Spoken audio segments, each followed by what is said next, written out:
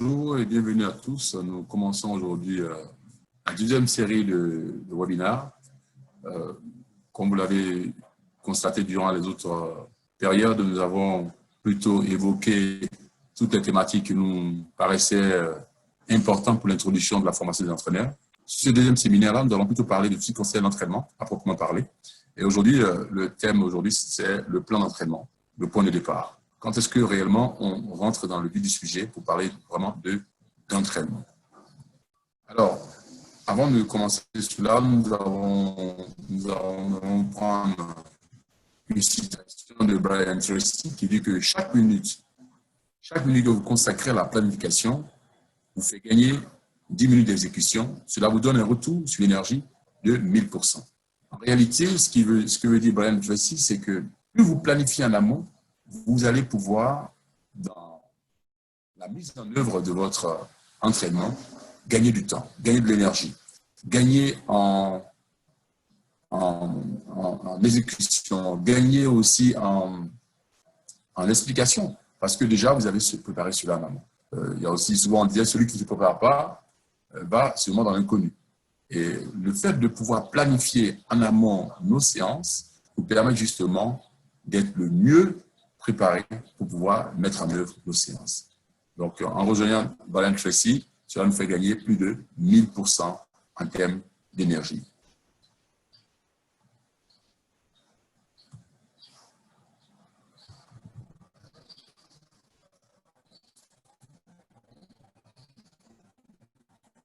Là est la science. Dans un premier temps, il est important de savoir qu'il n'existe pas de plan parfait. C'est ce qu'il faut savoir. Quoi que vous fassiez, il va falloir, malgré votre prévision, il va falloir des fois aussi arriver sur le terrain et vous adapter. Parce qu'en réalité, les plans ne sont jamais parfaits. On apprend aussi par l'apprentissage et l'erreur. C'est souvent en faisant, par nos actions, par nos expériences, que nous apprenons. Donc, il n'existe pas aussi non plus de science parfaite par rapport à la planification. Il va falloir essayer différentes méthodes plusieurs fois pour pouvoir justement voir ce qui marche. L'expérience est tout le temps constant dans le processus de la planification. Ce n'est pas l'expérience, par le savoir, par la pratique que nous arrivons justement à capitaliser l'expérience et aussi à apprendre, bien sûr, par les actions sur le terrain. Il n'existe pas de plan pratique aussi vertueux. C'est-à-dire, en réalité, selon les cycles, nous devons aussi être capables de pouvoir nous adapter, de pouvoir préparer un plan qui correspond à ces différents cycles. Nous verrons plus tard, lorsque nous aurons développé dans les autres niveaux de formation, parce que là, nous notamment avec le niveau 2, jusqu'à où on va dans le processus de la planification. Il est important de dire comment marche la planification. Dans un premier temps, nous commençons toujours par créer un plan d'entraînement. Ensuite, nous conduisons ce plan-là sur le plan de la pratique. Et bien évidemment, nous évaluons l'efficacité de cette planification afin d'en faire des ajustements. Et ce cycle-là permet, au fur et à mesure, lorsque nous sommes dans la mise en œuvre de notre plan d'entraînement, de faire des ajustements. Ce cycle-là nous permet aussi de comprendre qu'en réalité, il y a une espèce de retour sur le terrain par rapport à ce que nous avons prévu et ce qui nous permet de faire des ajustements. Et à travers ce cycle, nous comprenons qu'en réalité, faire un plan d'entraînement nous permet simplement de gagner en temps, de gagner en économie d'énergie, mais surtout, nous permet aussi de capitaliser en termes d'efficacité et en termes d'ajustement structurel. Alors, pourquoi il est important de faire des plans d'entraînement? Le plus souvent, l'adage disait souvent, si tu ne te prépares pas, prépare-toi à perdre. Comme disait Benjamin Franklin. Pour les meilleurs athlètes, il est important de savoir que les entraîneurs ont planifié en amont leur programme d'entraînement pour délivrer la meilleure séance, la plus adéquate par rapport au niveau de leurs athlètes. Ceci étant dit, pour planifier des entraînements beaucoup plus efficaces, il faut bien évidemment avoir certains éléments. C'est pour la raison pour laquelle, pour obtenir la meilleure expérience pour les athlètes, l'entraîneur doit être prêt par lui-même, parce que la planification prend du temps et des efforts. Mais l'élaboration des plans d'entraînement de nombreux avantages. Nous verrons ces nombreux avantages-là parce qu'il est important de les connaître afin de pouvoir planifier on va dire, le plus efficient possible. Quels sont les avantages lorsque nous planifions?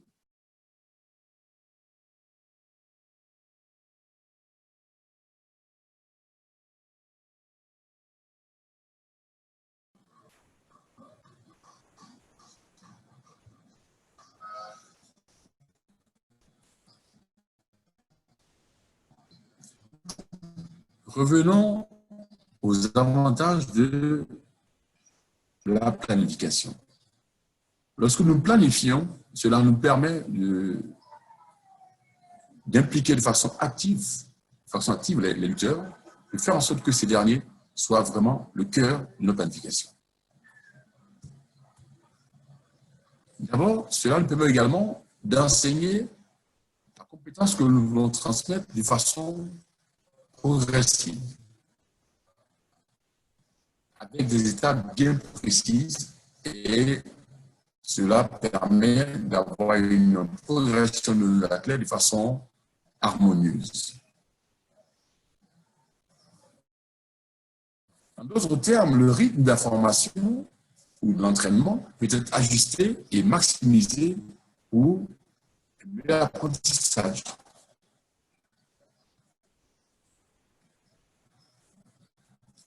Cela permet également d'améliorer l'utilisation de l'espace et des équipements. Donc, en tant qu'entraîneur, lorsque je planifie, je sais qu'à un moment donné de ma séance, il faut que j'utilise du petit matériel, du gros matériel. Par exemple, si je prends le cas d'apprentissage de souplesse ou le cas d'apprentissage de tac aux jambes, je peux aménager l'espace d'apprentissage de sorte que la partie sécurité peut être aussi quelque chose que je n'aurais pas dû faire, surtout dans le cas de l'apprentissage de souplesse.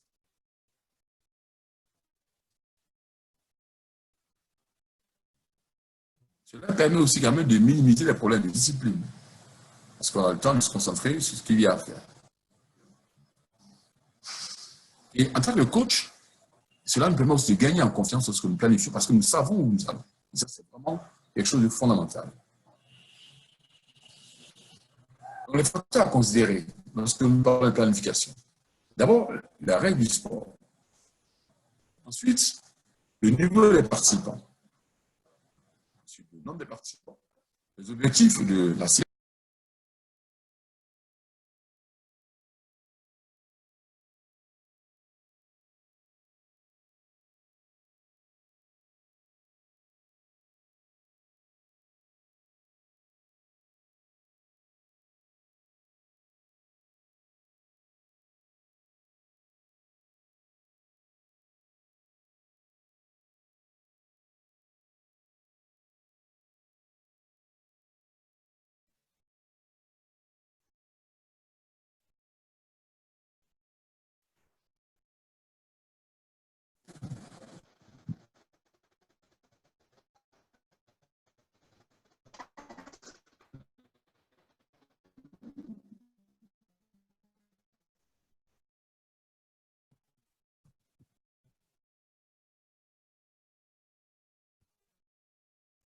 Donc, facteurs à considérer, c'est les règles de la lutte.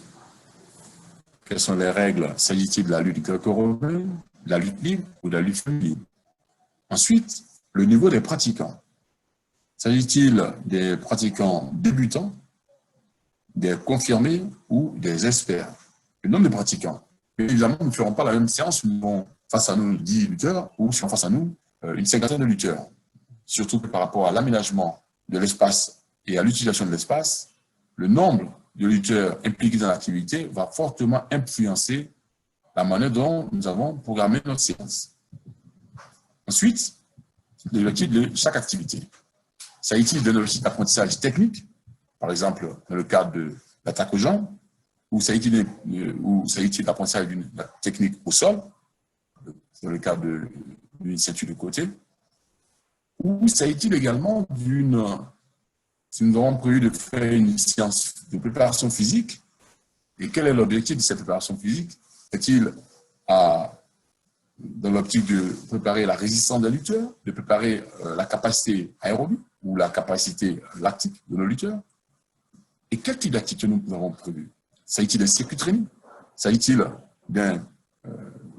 d'une séance de vitesse? Tous ces types d'activités vont nous amener à mieux améliorer notre planification. Bien évidemment, il va falloir parler de la durée. Est-elle prévue pour 1 heure, 2 heures, pour 1h30, ou 45 minutes? En fonction de le temps, de la durée de l'activité, bien évidemment, l'intensité ne sera pas la même. Et l'utilisation de l'espace du tapis. S'agit-il d'une séance où nous faisons des combats? À ce moment-là, comment est-ce qu'on organise ces combats? S'agit-il d'une séance également?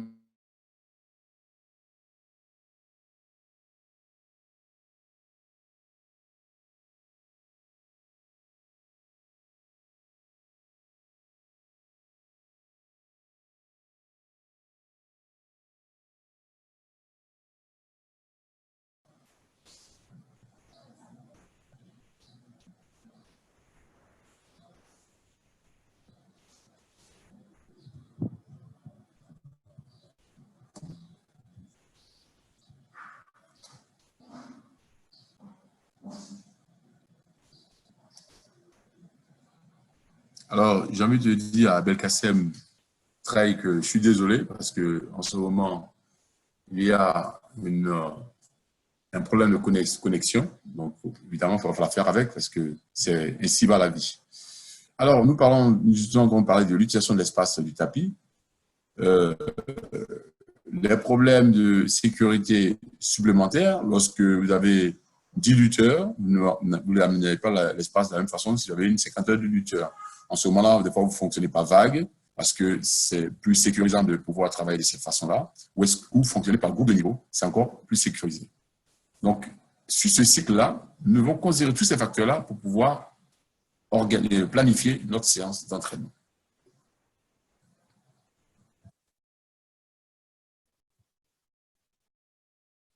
Alors, commençons. D'abord, pour commencer, il faut d'abord prendre un journal ou un cahier en tant qu'entraîneur. Un journal et un cahier. Moi, j'appelais ça souvent le cahier de l'entraîneur. Ce cahier-là vous permet en fait quelque part de pouvoir tout marquer dans votre cahier et surtout de ne pas oublier, de pouvoir revenir dessus lorsque vous avez d'autres séances à programmer et que vous avez au moins une trace de l'historique des entraînements ou des planifications que vous avez fait avant. Ça, c'est vraiment quelque chose de très important. Bien évidemment, si vous n'avez pas un cahier, vous pouvez avoir un journal ou un ordinateur pour ceux qui ont le moyen de pouvoir avoir leur ordinateur et pouvoir planifier leur séance à partir de leur ordinateur. Mais le plus souvent, je dis toujours, le papier est toujours quelque chose de sécurisé parce qu'au moins, votre cahier, il est avec vous, à moins que vous le perdez.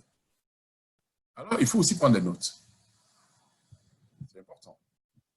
Faites une liste, parce que c'est pas de cette liste-là par rapport à tout ce que nous avons vu avant.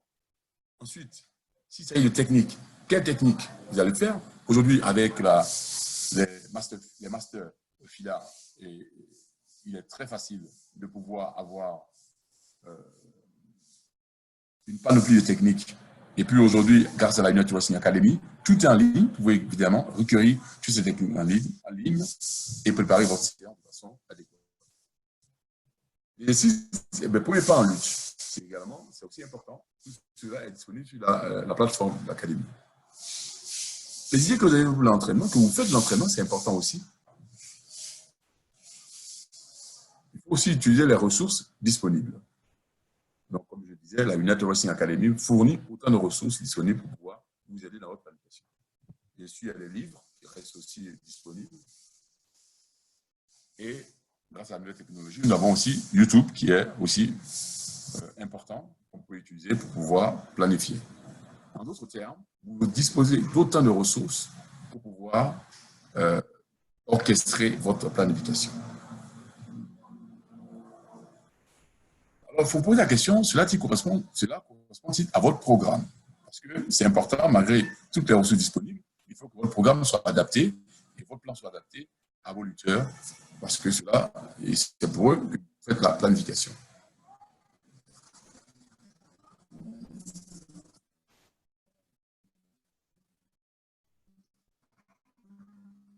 Nous allons voir cette vidéo.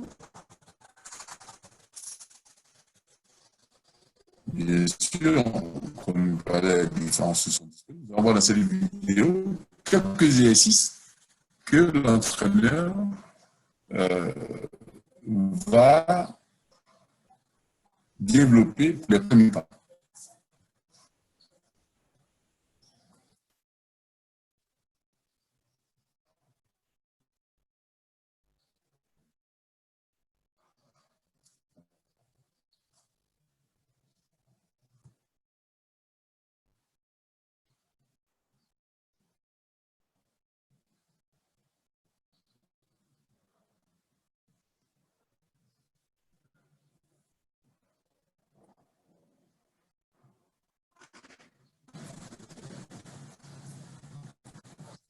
La vidéo, elle ne peut pas marcher, je ne sais pas qu'est-ce qui lui arrive.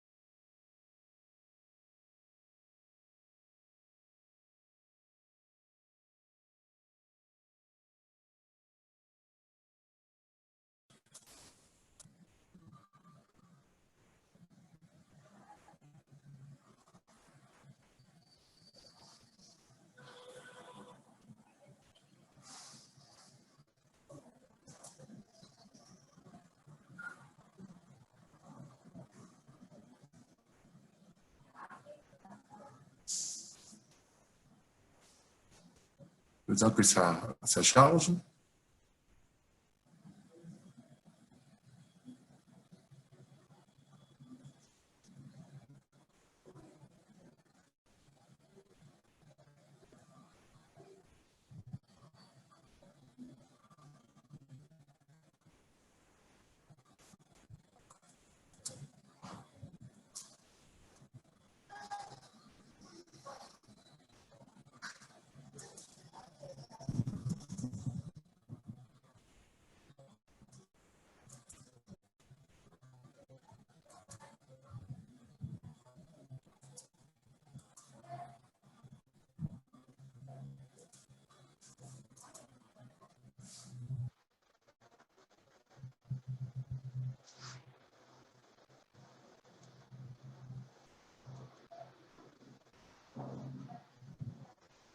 Bon.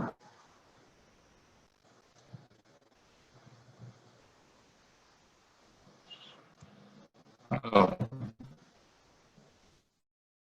Belkacem est le seul en ligne en ce moment. Alors, je vais vous donner la parole.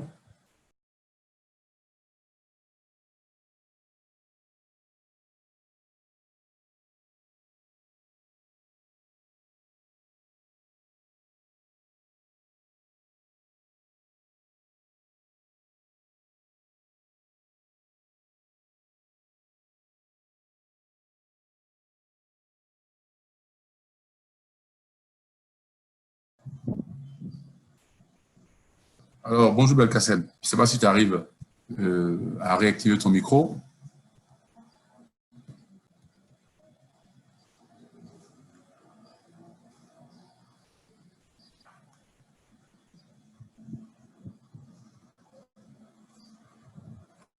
Try.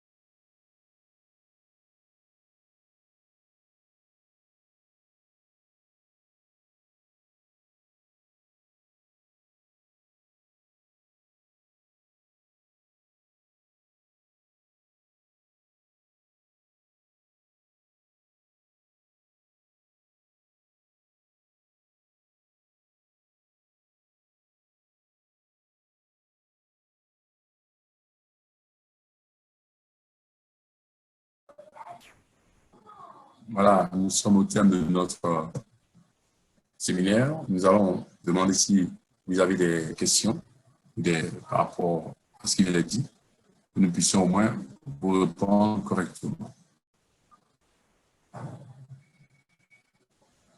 Rapidement, pour résumer ce que je vais dire, c'est qu'en termes de planification, dans un premier temps, il est important que vous planifiez en amont afin de gagner ce que vous gagnez en minutes, ce que vous avez planifié, et surtout de gagner en énergie, ce que vous avez planifié en amont.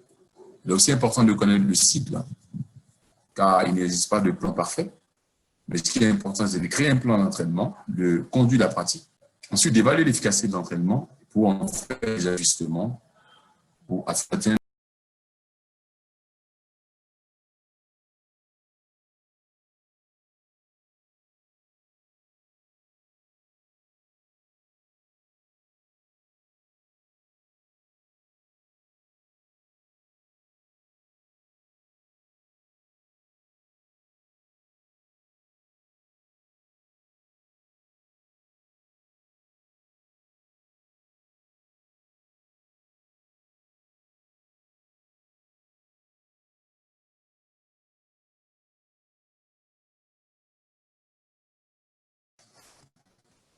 rapidement, comme je disais, que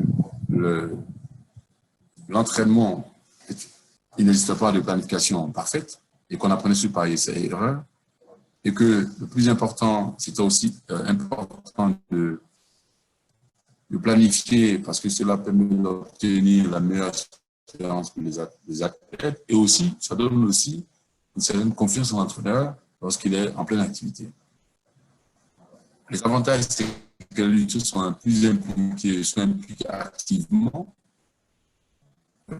La compétence enseignée dans une dynamique de progression et le rythme peut être ajusté pour maximiser l'apprentissage. Cela permet aussi également d'une utilisation harmonieuse de l'espace, des équipements et aussi du temps, et aussi de minimiser les problèmes de discipline. Dans le coach, tu peux gagner aussi en confiance. Et évidemment, les facteurs considérés sont bien sûr les règles du sport, le niveau de le rythme, le nombre de participants, les objectifs de chaque activité, le type d'activité, la durée de la pratique de l'activité, l'utilisation de l'espace du tapis, bien évidemment, les problèmes de température et de sécurité supplémentaires que nous pouvons considérer.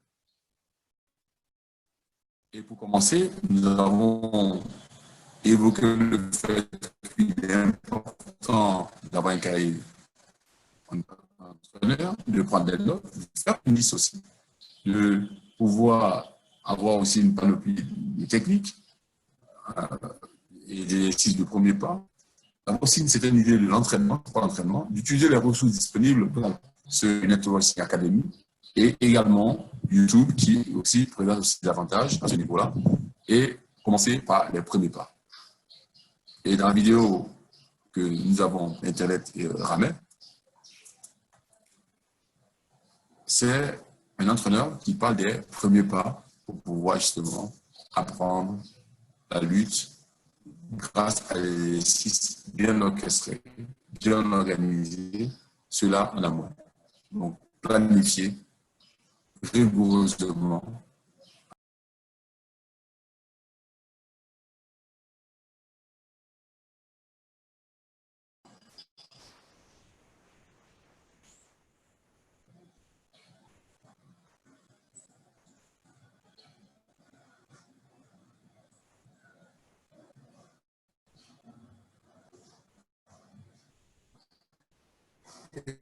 Pour finir, je vous dirai, je vous donnerai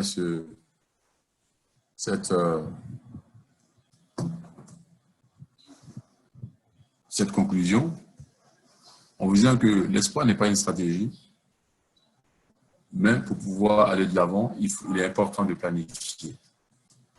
Je vous dis à la semaine prochaine. Je suis toujours disponible pour me joindre toujours sur mon adresse email vincent.ak@networking.org pour toutes vos questions. Merci et à très bientôt.